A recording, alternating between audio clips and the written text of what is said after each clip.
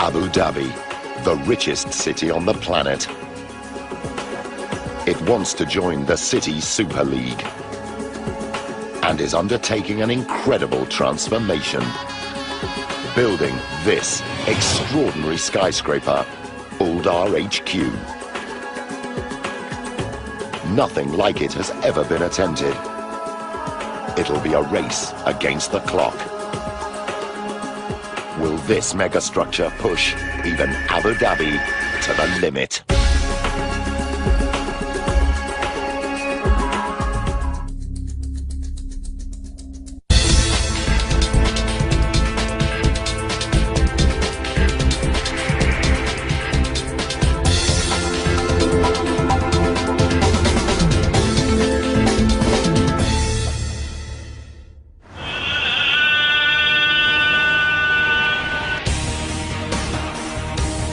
Abu Dhabi is in the midst of a construction boom.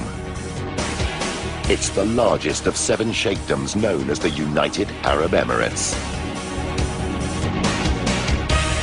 Its capital, also called Abu Dhabi, is the richest city on earth. Its ruler, Sheikh Khalifa, has a cool $875 billion in the bank and an audacious spending strategy to match.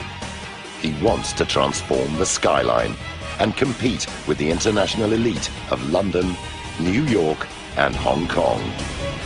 But this is not the first time the Emirate has stood at the crossroads. Just decades ago, Abu Dhabi was a desert backwater, until the discovery of oil in 1958 brought unimaginable riches to its ruler, Sheikh Zayed. As the petrodollars flowed in, he converted the shell houses into high-rise, and the traditional way of life was swept away. Today, Abu Dhabi is a thriving metropolis, sitting atop the world's 5th largest oil reserve. But black gold alone cannot put this city in the Super League. To do that, Sheikh Khalifa must lure big business and tourist dollars. Abu Dhabi must expand to thrive.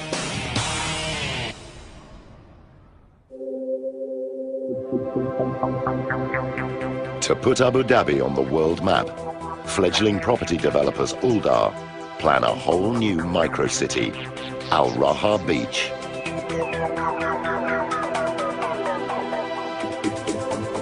It's an ambitious proposal. At 11 kilometers long and almost a kilometer wide, this city on the sea will be the biggest project ever attempted in Abu Dhabi's history.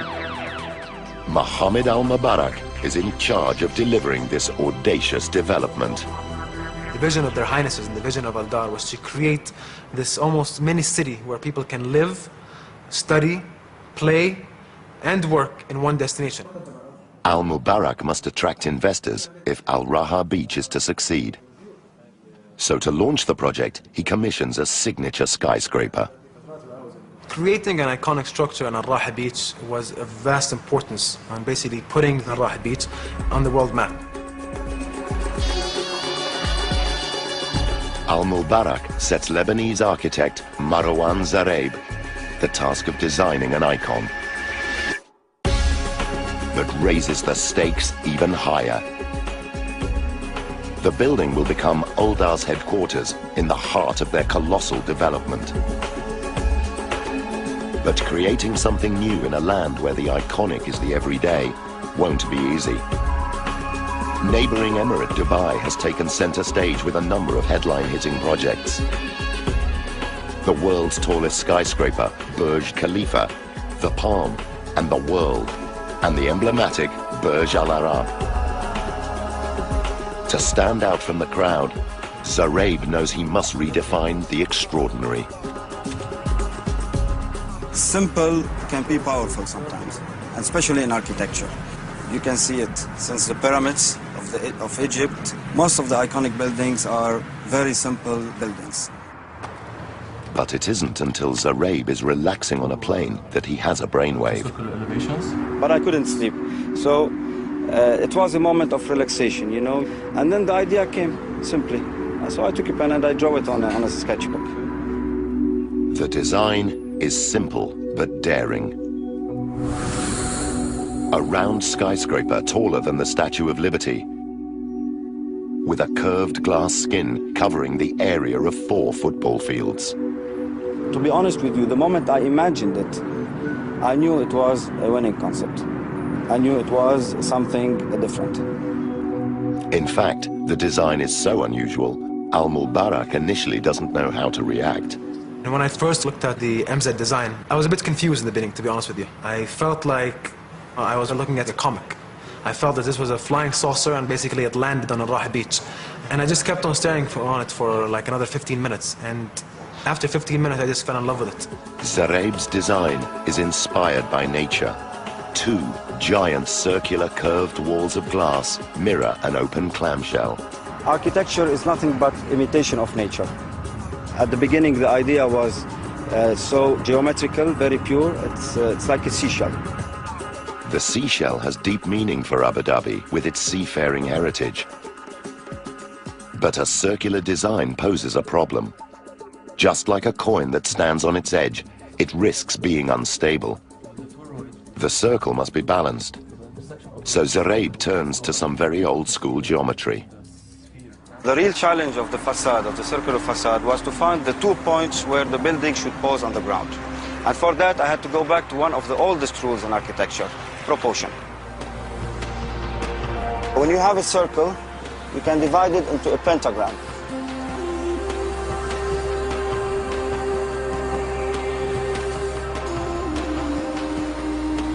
And that pentagram, in fact, is a representation of the cosmic body of the human being. So you can put a man in that pentagram,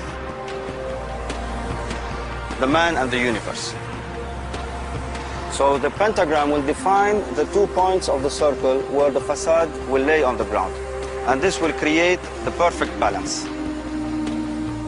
It was the same thinking that led 16th century philosopher Heinrich Agrippa to draw man as a pentagram inside a circle, and has helped architects to proportion buildings for centuries. But it's not the skyscraper itself that poses the first major challenge. It's the proposed site. They wanted to show me the site, but all you can see was the sea, nothing but the waters.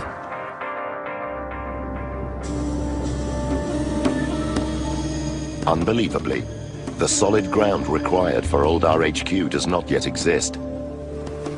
The desired location is 700 meters out in the Persian Gulf and 8 meters underwater. New land must be created. Over 3 million cubic meters of sand must be found. Surely a simple task with Abu Dhabi's endless desert dunes. But desert sands are too fine to build with. The land would just slide into the sea. Marine sand is needed. Its larger grains help it stick together, creating the perfect base to build on. Dredging sand from the seabed is one solution, but fortunately, the last sheikh has already done the job for them. Whilst cutting a shipping channel in the late 1970s, Sheikh Zayed created an island of discarded sand. Luckily for the engineers, it's just across the water, so they decide to move all 20 million cubic meters of it. A fleet of cutter dredgers eat their way into the island.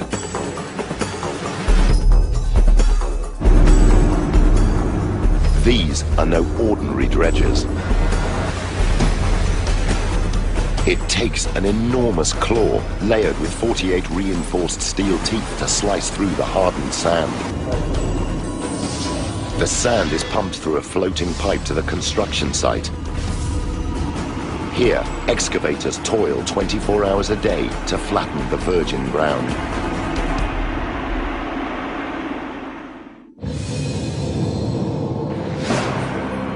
After 8 months, the land for Old RHQ is fully formed, and with this, the first major problem overcome. Now, engineers must somehow turn Marwan Zaraib's radical design into an engineering blueprint. The building is bellied. But it soon dawns on the engineering team that time isn't on their side. We mapped out the program and it was I realized that basically from this blank sheet of paper we would have to start piling within 2 months, which is absolutely unprecedented for a building, well, for any building, but certainly a building which is of a unique geometry. Uldar want their skyscraper completed by an astonishing deadline. In just 30 months' time, the eyes of the world will be on Abu Dhabi when it hosts its first Formula One Grand Prix.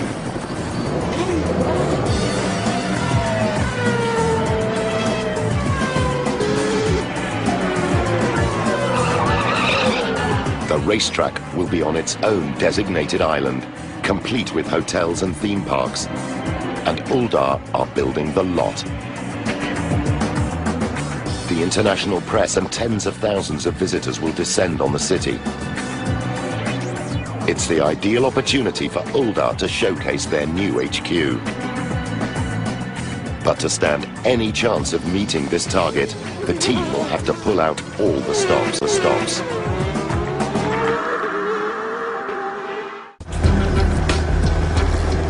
Just 1 month after design has started on Abu Dhabi's round skyscraper, the construction team arrive on site to begin foundation works.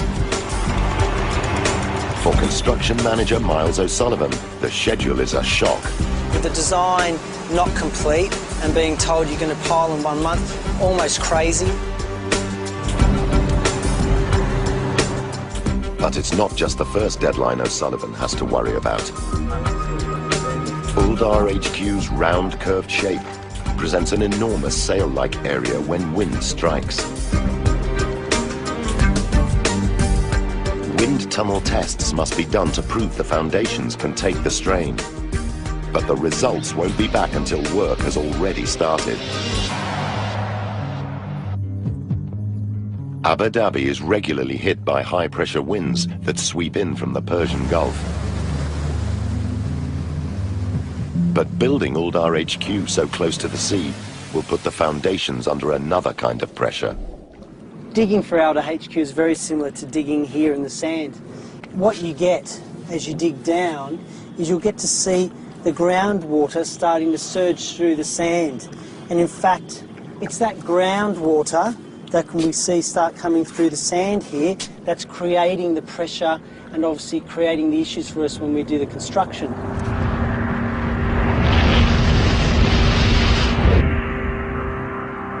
The upward pressure of the water and the loose sand pose a problem for foundation construction.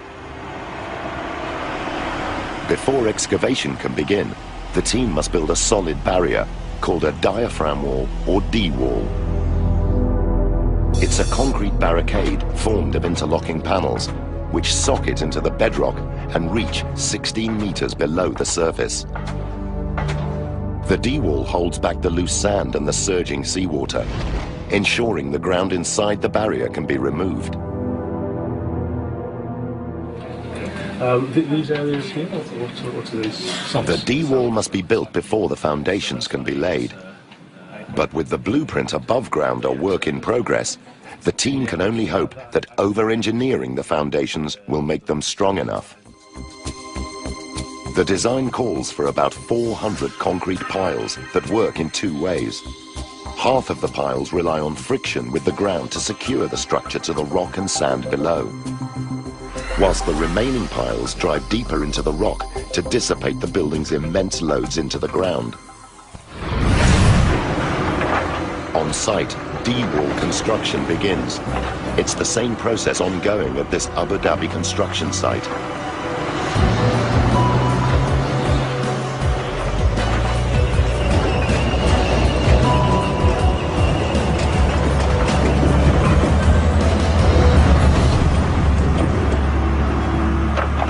Until recently, Al Raha Beach was just a vision for Uldar's Mohammed Al Mubarak, but the dream is slowly emerging from the sea. Seeing that land come up, seeing the amount of basically work and the amount of basically staff we had on the ground to make sure that was going to be done, that was like watching Rome being built. The D-wall and concrete piles create a firm foundation upon which to build Uldar HQ. But the force of the sea pushing up through the sand still poses a threat to the skyscraper. A great way of demonstrating the problems we faced at Outer HQ with the groundwater is in imagining that this bottle here is Outer HQ. And as I push the bottle down, you'll see forces are exerted on my hand. And in fact, that's the groundwater trying to push the building out, trying to push Outer HQ out of the building site. To keep the site dry during construction, water is sucked out of the sand and pumped out to sea. But that's only a short-term solution. To protect this skyscraper in the long term, the team need an extra defense. It's a giant slab of concrete called a raft. It creates a barrier against surging water, stops the piles from punching up through the building, and acts like a snowshoe to evenly distribute Uldar HQ's 59,000-ton weight into the ground. Raft construction for Outer HQ is 12,000 cubic metres of concrete, which is a 30,000-ton structure. It's a huge element. With 2,000 truckloads of concrete to pour, it's a job that continues into the night.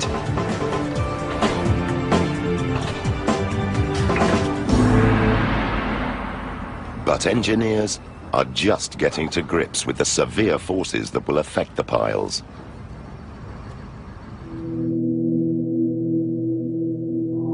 The unique shape of the skyscraper will capture wind like the sail of a yacht. There are no guarantees the foundations will be strong enough to cope with the loads. The advanced construction works had to commence so quickly that we didn't have time to do the wind tunnel test. It was important that we did one, primarily because this is a unique shaped building. Gibbons calls upon wind engineer Roy Denoon in Colorado, USA. He puts a scale model of the HQ through its paces in his high-tech wind tunnel. Right at the start, Craig Gibbons actually called me and said, "We've got something really unusual coming up. Can you take a look at it and give us your first best guess of what the wind loads might be? Give us some guidance on how to get to some loads for the foundations, because this is running on such a fast-track schedule." Knowing that Gibbons is already building the foundations, Denoon wastes no time in firing up the fans. If the tests reveal the wind loads are higher than predicted, the foundations already in the ground may have to be redesigned. To be putting in the foundations before we could finish the wind tunnel testing, that always gives us a little bit of cause for concern. Denoon is right to be worried. He knows how high-altitude wind impacts on very tall rectangular skyscrapers. But Uldar HQ's lower height means another type of wind is the threat. When we look at the really extreme wind speeds in the Middle East and in this region, we find that the highest, what we call gust wind speeds, the short events, are caused by thunderstorms. Abu Dhabi may appear sun-soaked, but during the spring, the intense sun heats the moist air, causing spectacular thunderstorms. Wind speeds can escalate up to 137 kilometers per hour. The key issue with thunderstorms in this region is that they give the absolute highest gust wind speeds. Now, for the very, very tall buildings, that's not too critical because they occur down low. For Uldar HQ, they were really critical. Thunderstorm winds are strongest between 50 and 150 meters above ground. Uldar HQ is right in the danger zone. In advance of getting the wind tunnel tests, we'd speak a lot with the wind tunnel engineer, Roy Denoon. And Roy would wind me up about the kind of loads he was getting, etc. And knowing that the piles were going in as we spoke. Wind hitting Uldar HQ's sail-shaped facade puts the building's narrow base under pressure. The wind wants to twist the structure. The foundations must be strong enough to resist these forces. A little bit more smoke there, Doug. And if you could just crank the speed up in the tunnel just a touch. A little bit more. Denoon analyzes the wind tunnel data. Fortunately for Gibbons, It's Denoon's jokes that have no foundation. And I got the results back from the wind tunnel test, and they were within an absolute whisker of my early predictions. And I was just delighted by that. I couldn't wait to get on the phone. They were pretty relieved, I think, because I think they'd been sweating on it a bit. It was a great relief to know that Roy was just winding me up, and that in actual fact the wind loads were very much in line with what our expectations were. The results of the wind tunnel test are great news, but the relief is short-lived. Now the structure needs a super strong backbone or core. But again, conventional building won't fly with this design. For our HQ, one core wasn't enough. We needed 2 cores, in fact, to take all the loads down into the structure. Uldar HQ needs 2 concrete cores for extra stability. The twin spines rise a full 125 meters from the concrete slab to level 23.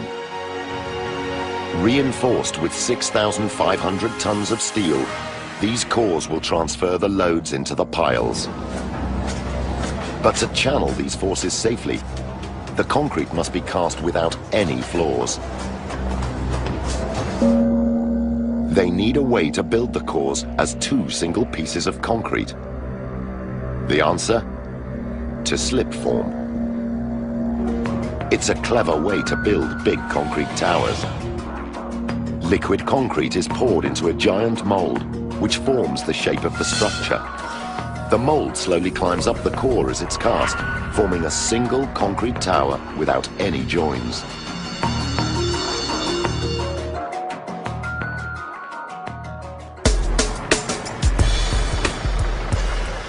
Seamless concrete will ensure the HQ's cores are strong. But these 125-meter backbones must be built in only 6 months. It's the same process ongoing at this Dubai construction site, led by the Uldar HQ team.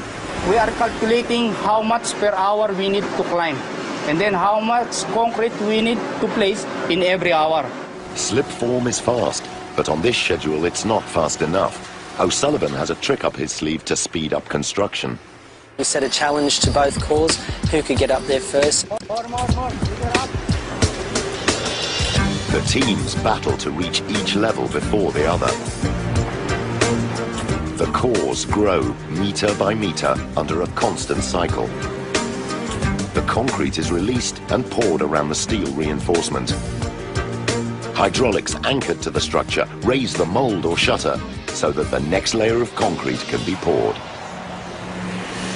Manpower is a key focus because slip forms are very labour intensive. You need to make sure that the guys are on deck, they're there at the right time, they're doing the right works. 4 months into core construction, the 2 teams are neck and neck in the race to the top. Core 1's team leader keeps a close eye on Core 2's height. It's been my benchmark, so if I'm doing better, I'll be ahead of them. So a lot of pressures are there. My boss is telling me, do this, go up, go up, go up. But it's good, the pressure is good. Core 2's leader also feels the strain. I'm working 24 hours today. I try to finish more earlier than the other core. Every month, the builders pour enough concrete to fill 1.5 Olympic swimming pools. But the teams aren't home and dry yet. There's still a challenge to finishing. Cores are renowned for going up quickly and sometimes having problems, so there's a lot of coordination effort that goes in to make sure that they do go up on time. We had structural steel elements to cast in. We had crane connections to get right. After just 6 months, the 2 cores are approaching the top.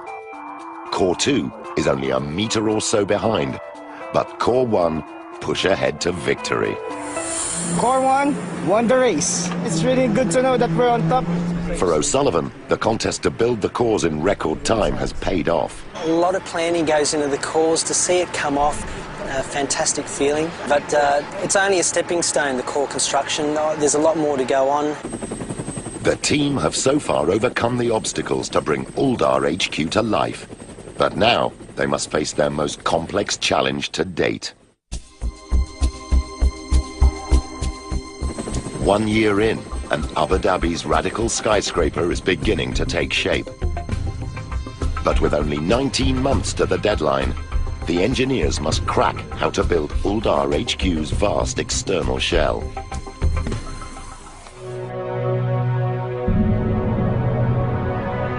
The design demands a heavyweight shell to support its wide girth and survive huge wind loads.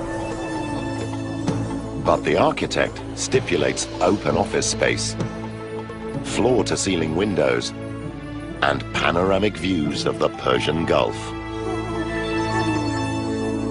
In the United Arab Emirates, the shells of rectangular skyscrapers are built with concrete. But the geometry of Uldar HQ's shell is so complex, it must be built with the precision of a Swiss watch to fit together. On this scale, achieving millimeter accuracy with concrete is practically impossible. We knew at the outset a wholly concrete building was never going to work in this instance. And still, I understand that now we've been able to get a high degree of repetition through. And there we go. The engineers need another solution. The answer? A specialized steel exoskeleton called a diagrid. It's a muscular but slender steel frame that will form the HQ's unique shape and will channel forces through its high-strength beams and joints into the cores. Steel is very strong as a single element, but meshing them all together gives us this added strength and also allows us to make these rather unusual shapes. Very first sketch of the B&U, however, is the impact on the floor structure. So we could have 3 teams of guys working. The steel exoskeleton should make the architect's vision possible, but it'll be a first for the United Arab Emirates. Constructing a skyscraper like this will be a step into the unknown. The geometry of the building presented a significant challenge to us, but the other challenge was that a diagrid building, or buildings using this diagrid system, had never been built before in Abu Dhabi and the UAE. Let's have a look at it if you don't mind. It'll take expert steel fabricators to pull this job off. When we first seen the design, it was something that we knew we had to put our most experienced guys on it. The structure's very, very complex. The army of fabricators work in shifts around the clock to cut and weld 2,500 tons of steel. The factory is building a series of A-shaped steel sections, weighing up to 30 tons each. They will connect together to form the structure's signature curves. But if manufacturing these giant A-frames is not a big enough job, lifting them into position on site will be a major challenge.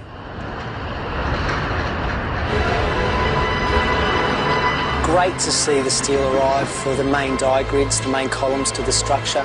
Huge sections. The thought of actually starting the steelwork some 18 months after we started the job, fantastic.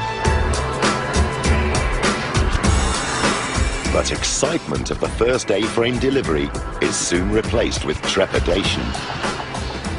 Lifting these monsters will be a precision job, and tensions run high.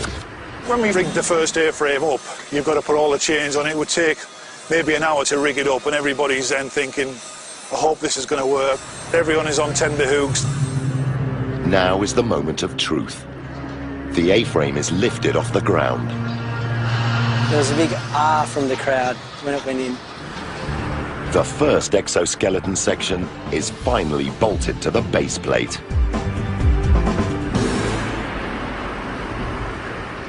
To see one go in, an amazing feeling. First A-frame up, again a milestone achieved, but then a lot more to go. Another 99 A-frames must be fitted to form Abu Dhabi's unique skyscraper. The handover date is now just 19 months away.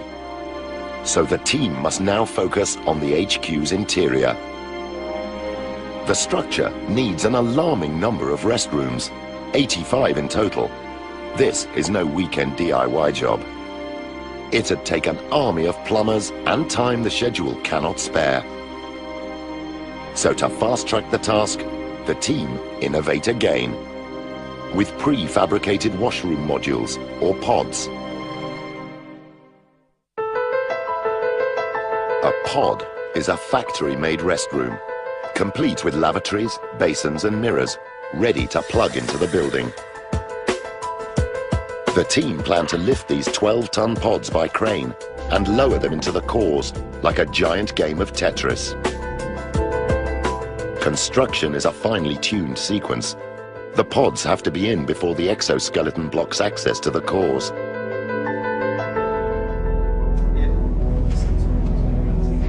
Uldar must approve the design fast. But there's a problem. We produced a lot of visuals and graphics which we had signed off. Then we actually built the pod. We went to look at it at the factory and a lot of people thought that's it. But Uldar unexpectedly rejects the pod design. It's just too ordinary for such a futuristic skyscraper. It will take months to remodel, and the exoskeleton can't wait. The whole plan could go down the pan. The only option is to leave out 2 roof sections and drop in the pods later, but this has its own dangers. With 0 hour looming, the team must now wrap the building's skeleton with a glass skin. And no one has ever built a glass facade like it. The geometry of Uldar HQ is highly complex. 2 giant bowed facades cover an area the size of 52 basketball courts. A third narrow surface joins the round facades like a zipper, arcing an extreme 290 degrees from one side to the other. But curved glass like this doesn't exist. The engineers need another plan. The secret to covering a curved surface with flat glass is its shape. Square glass isn't an option. Squares can only bend in one direction at a time without distorting. Uldar HQ needs triangles. They can pivot on 3 axes and seamlessly join with their neighbors. To form these complex curves, it'll take 25,000 individual panes.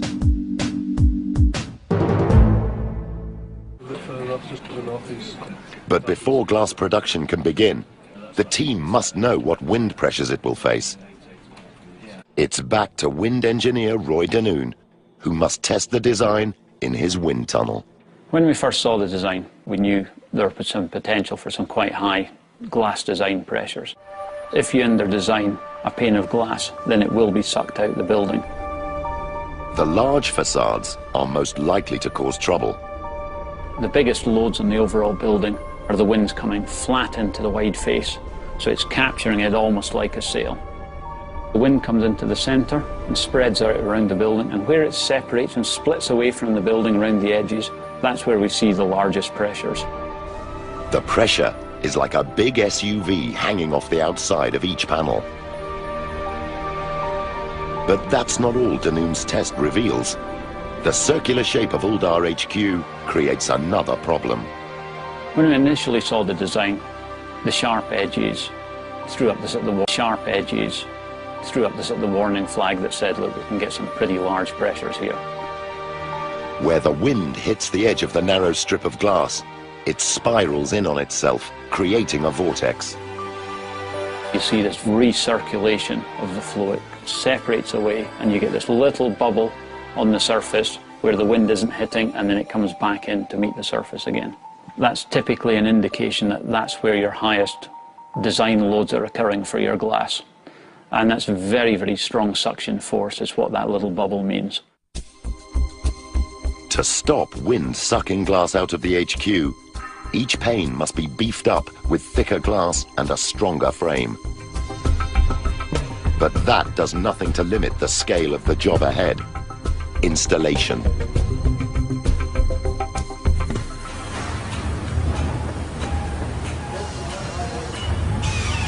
You talk about 25,000 pieces of glass. To do that for the building in 10 months, It's a monumental effort. It's a constant battle, making sure that you get the glass to site. But having the glass factory on site is a lifesaver. It made it easier for the site to actually call up on glass. Once they are installing the panel, they ran out of glass, we're immediately on the phone. Hey, we need more panels over there, so we got them on a truck, and 5–10 minutes later they were on the site.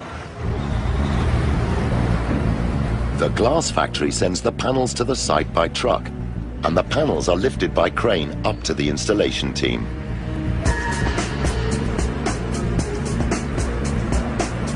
The constant pressure was the program. The glass is pulled onto the floor plate, but it takes a team of 8 specialist riggers to install the panels. Probably the hardest thing was the shear volume that had to be installed.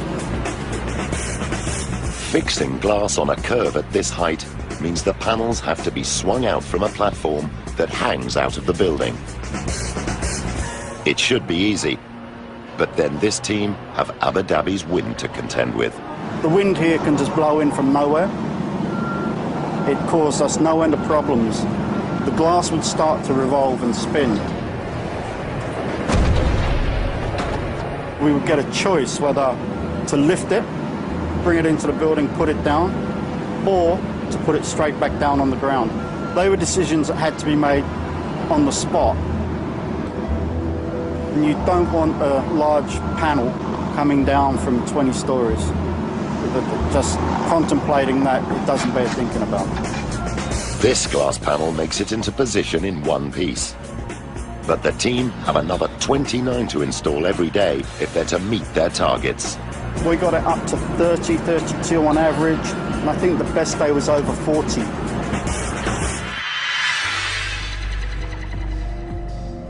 But as the line of glass fast approaches the top, the team must install the delayed washroom pods to close up the roof steel. Yeah, so if they did... You could do 15 metres, 15 metres in one day, so you're 120 metres. The new design is finally approved, and after 10 months, the 12-ton modules start to turn up on site.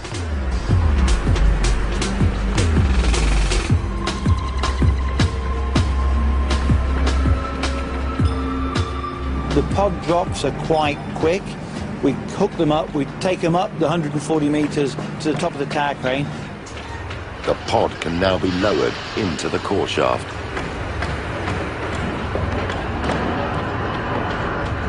It's a tight fit with just 75 millimeters of clearance. When I saw the first pods in, it was a relief that that saga was over and we'd actually managed to achieve what the client wants. The pods are on the move, but the long delay has serious consequences.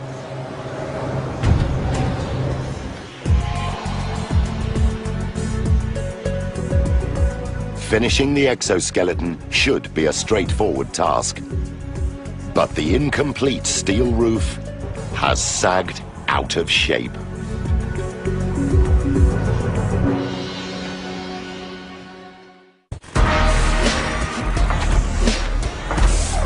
Eight months from the deadline, and the world's first spherical skyscraper is fast approaching completion.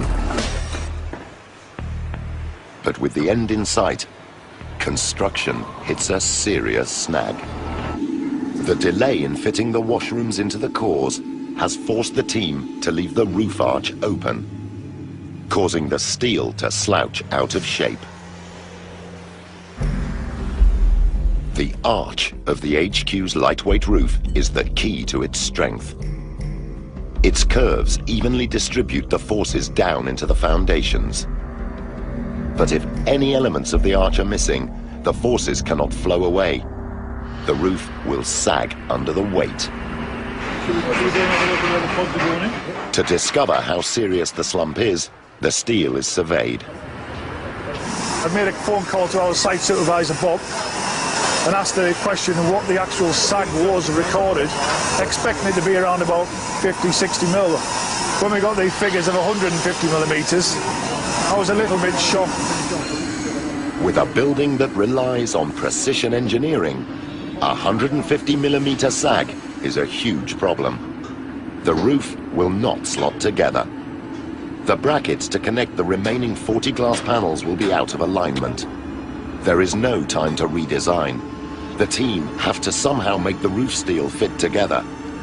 The only way is to lift the entire roof into position, and it weighs a staggering 200 tons. Even for experienced steel engineer Bob McPhee, this is a serious undertaking. I hate it when you start waking up thinking about your work. I've never liked to do that. To lift the roof arch, 2 hydraulic jacks are positioned on top of a load-bearing wall, carrying 80 tons of weight into the core. 2 more jacks are propped with 16-meter-tall steel columns and channel 40 tons each into the concrete floor of level 23. The props are packed with steel slabs to hold the roof in position as the jacks are raised. The roof was moving firstly a couple of millimeters, then 5, then 10, then gradually into its position, 20, 50, 100, and then into its final position, 150 millimeters. The entire roof is raised by a whopping 170 millimeters. The slumped arch is finally in the right position. All that remains is to lift the last steel section.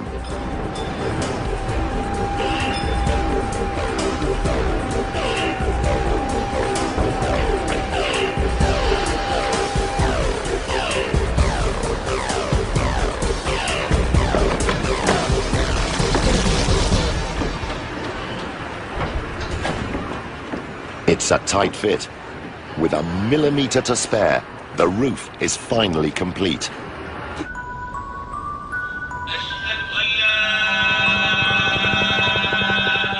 With just weeks to spare before Abu Dhabi's first Formula One motor racing spectacle hits town, all of Uldar HQ's 25,000 glass triangles are in position, except one. The glass installation team lower the pane inch by inch. No one wants to be responsible for shattering the last sheet of glass. It's a defining moment for the team. Finally, the last pane slots into place. Ecstatic. Actually see the last bit of glass go in. Amazing feeling. Hopefully the guys here feel the same way, and I'm just overjoyed. Against all the odds, and in just 30 months, the team have fulfilled their brief.